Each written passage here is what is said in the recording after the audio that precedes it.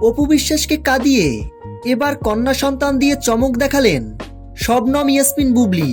সামাজিক যোগাযোগ মাধ্যমে এখন সবচেয়ে বেশি আলোচনার কেন্দ্রবিন্দুতে আছে বুবলি ও অপু বিশ্বাস। সম্প্রতি কন্যা সন্তানের মা হয়ে এবার প্রকাশ্যে আসলো শবনম ইয়াসমিন বুবলি। আর এই খবর চারদিকে প্রকাশের পর থেকেই পুরো নেট দুনিয়া যেন উত্তাল হয়ে উঠছে।